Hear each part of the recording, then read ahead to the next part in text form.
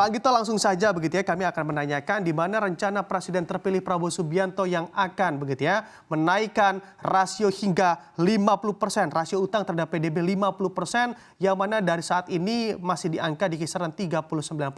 Apakah ini juga menjadi hal yang cukup bijaksana di pemerintahan Presiden terpilih nanti? Silakan dengan jawaban Anda. Ya, terima kasih Mas Bram.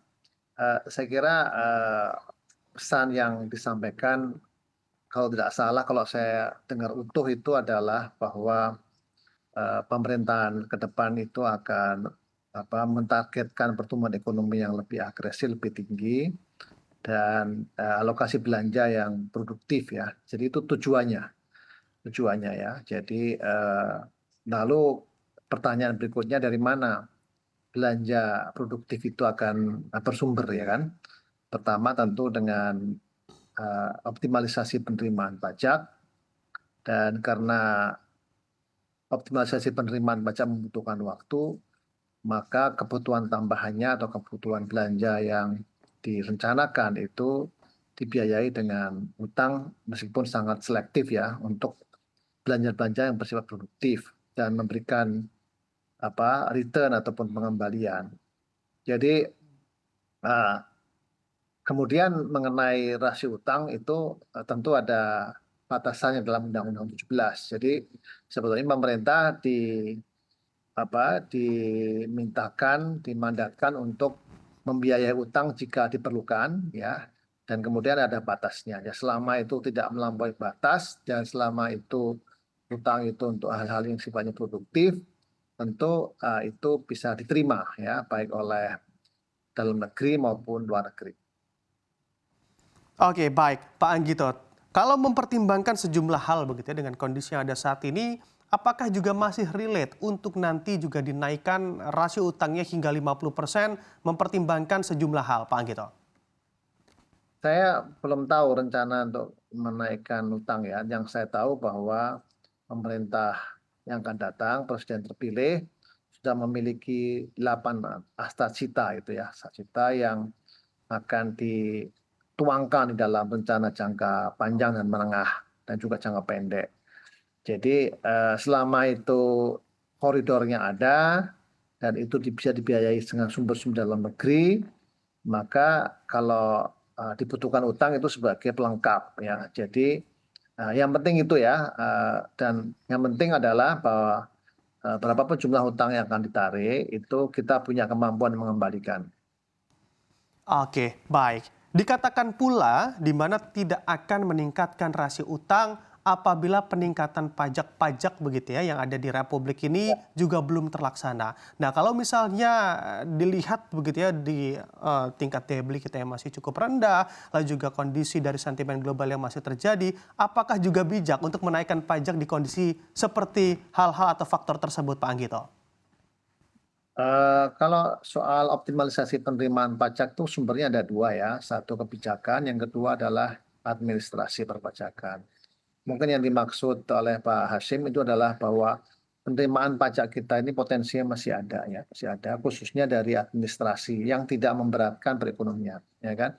Artinya apa administrasi itu? Ya artinya jumlah wajib pajak itu harus ditingkatkan sesuai dengan kemampuan ekonominya, dan harus membayar pajak sesuai dengan kemampuan ekonominya. Selama ini rasio perpajakan kita ini kan rendah ya, berarti mungkin jumlah wajib pajak yang masih kurang, dan juga masyarakat belum membayar sesuai dengan kemampuan ekonominya ya, gitu ya. Jadi saya kira itu sekuensinya begitu ya. Jadi ada program, kemudian dibiayai dengan penerimaan negara dulu ya. Kemudian penerimaan negara itu berasal dari pajak dan PNBP. Nah, kemudian kalau memang proyek-proyeknya itu memberikan nilai manfaat ekonomi atau return secara investasi, mungkin bisa saja dibiayai dengan sumber yang berasal dari luar negeri atau hutang ya. Oke, baik. Melihat mandat undang-undang di mana rasio utang harus berada di bawah level 60% begitu ya, atau titik maksimalnya di 60%.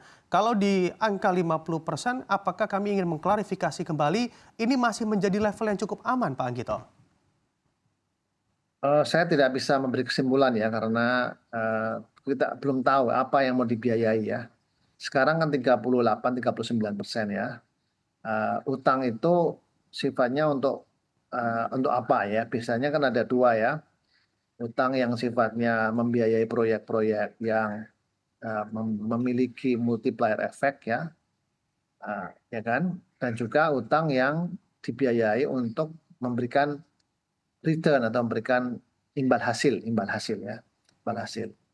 Jadi tentu untuk yang program-program sosial itu dibiayai dari penerimaan pajak ya.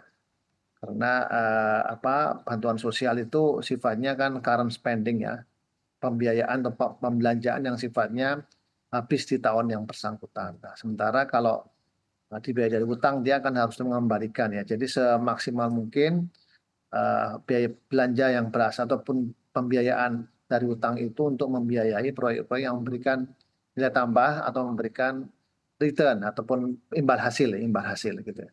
Nah itu saya kira saya tidak bisa komen ya soal 50% ya. Meskipun tentu pemerintah akan mempertimbangkan dari sisi kemampuan mengembalikan atau membayar tersebut. Oke, baik. Disebutkan pula Pak Anggito begitu ya, di mana penambahan ini dilakukan untuk mendanai program belanja ambisius Prabowo Gibran, salah satunya makan bergizi gratis. Apakah ini juga menjadi hal yang cukup bijaksana? Rasio utang dinaikkan untuk dibelanjakan terhadap prioritas-prioritas yang mana juga diutamakan atau difokuskan pada presiden terpilih.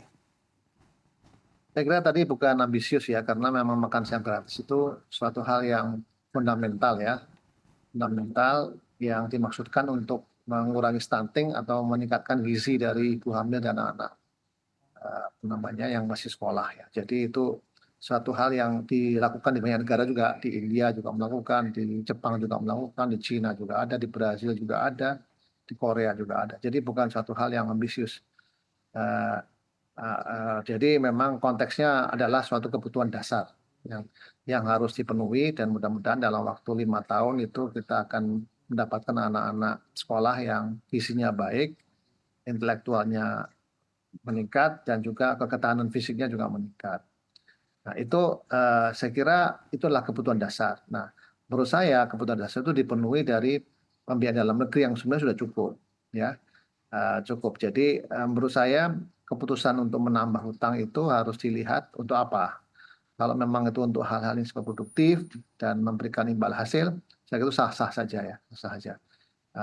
Saya kira itu pernyataan yang mengatakan menggunakan utang untuk biaya sosial itu kan perlu dicek kembali. Saya kok tidak melihat itu ya, melihat bahwa memang di dalam minimal di dalam PPKM ya ataupun di dalam pokok-pokok kebijakan fiskal yang 2024 untuk 2025 saya tidak melihat dan saya sudah melihat alokasi untuk belanja makan siang bergizi itu tidak menambah jumlah utang ya, tidak menambah jumlah utang, utangnya masih di bawah 40%, jadi saya kira cukup baik ya. Nantinya kalau presiden terpilih itu akan merealokasi itu sah-sah saja, itu bisa dilakukan tahun 2025 ya dengan membuat kebijakan-kebijakan yang lebih produktif ya dan memang sesuai dengan apa yang dijanjikan dalam kampanye.